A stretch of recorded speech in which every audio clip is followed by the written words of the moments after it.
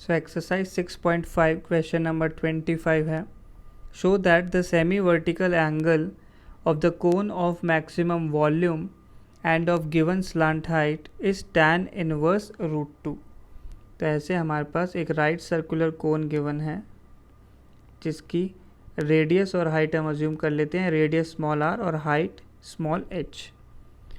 तो यहाँ से if volume is maximum and slant height is given, हमें प्रूव करना है सेमी वर्टिकल एंगल, जो क्या हो जाएगा, ये जो वैल्यू थीटा मार्क की है मैंने डायग्राम में, वो हो जाएगा सेमी वर्टिकल एंगल. इसकी वैल्यू प्रूव करनी है tan इनवर्स रूट 2. तो for some given slant height बात हो रही है, तो स्लांट हाइट ये L होती है. तो यहाँ से हम पाइथागोरस थ्योरम लगा के बोल सकते हैं कि h² + r² is equal to L². तो ये जो L है एक कांस्टेंट वैल्यू है, यानी डिफरेंशिएट करते समय हमें ध्यान रखना होगा कि इसे कांस्टेंट की तरह ही ट्रीट करें, क्योंकि ये पहले से हमें गिवन है. नेक्स्ट, वॉल्यूम को हमें मैक्सिमाइज करना है.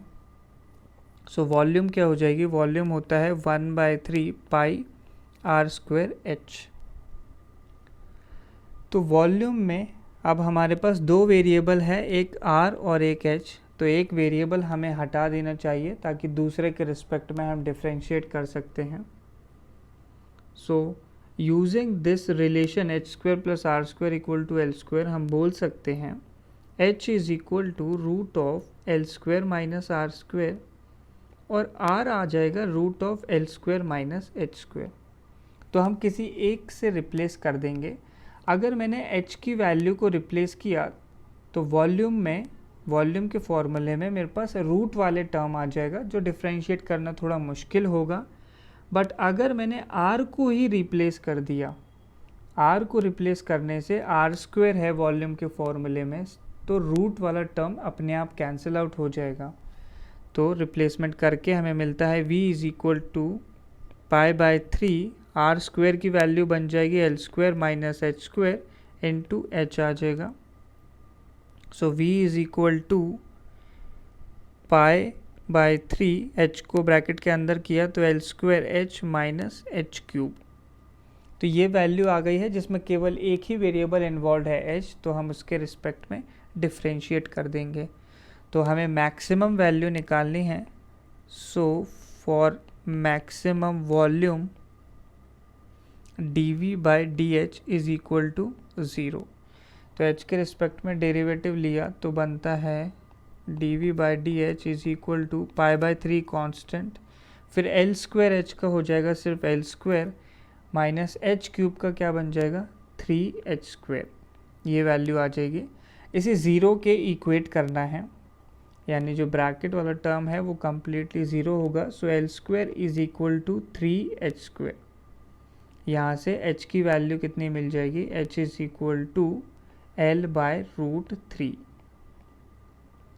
तो साथ साथ हम ये भी प्रूव कर देते हैं कि h is equal to L/√3 पे मैक्सिमम वॉल्यूम ही आने वाली है. तो उसके लिए क्या करना होगा, डबल डेरिवेटिव टेस्ट यूज़ करेंगे. तो d2v/dh² अगर नेगेटिव आ जाता है तो मैक्सिमम वैल्यू आएगी. तो डबल डेरिवेटिव क्या बनेगा, π/3 बाहर, L² का डेरिवेटिव सिंपली 0 हो जाएगा, कांस्टेंट है, माइनस 3h² का आ जाएगा माइनस 6h.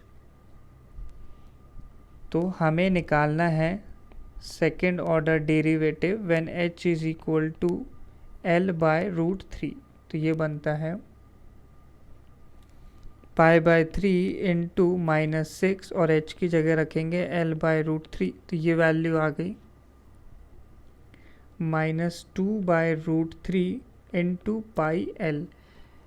L हमारे पास स्लांट हाइट है, ऑब्वियसली लेंथ है तो पॉजिटिव होगी, पाई भी पॉजिटिव, यानी ये जो सेकेंड ऑर्डर डेरिवेटिव आया है वो नेगेटिव आ गया है. सेकेंड ऑर्डर डेरिवेटिव नेगेटिव आने से हम लोग बोल सकते हैं कि at h is equal to L/√3 maximum volume will occur. Maximum volume will अकर.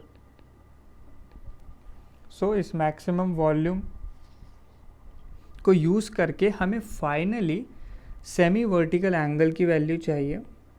तो इस तरीके से हमारे पास कोन है इसमें आर है, एच है और ये सेमी वर्टिकल एंगल थीटा है। तो इस ट्रायंगल से हम लोग बोल सकते हैं tan theta is equal to R by H.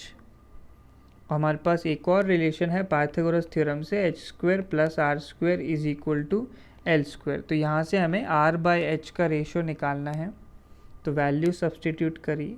तो H square plus R square is equal to L square की वैल्यू हमने जो निकाला है H is equal to L by root 3, वहाँ से रिप्लेस करेंगे तो एल स्क्वायर बन जाएगा 3h स्क्वायर।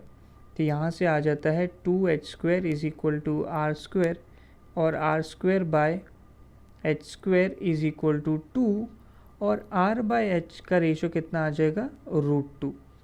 तो यहाँ से क्लियरली हमें मिल गया tan theta is equal to √2 और theta is equal to tan inverse √2, यानी हमने सेमी वर्टिकल एंगल को tan इनवर्स √2 के इक्वल प्रूव कर दिया।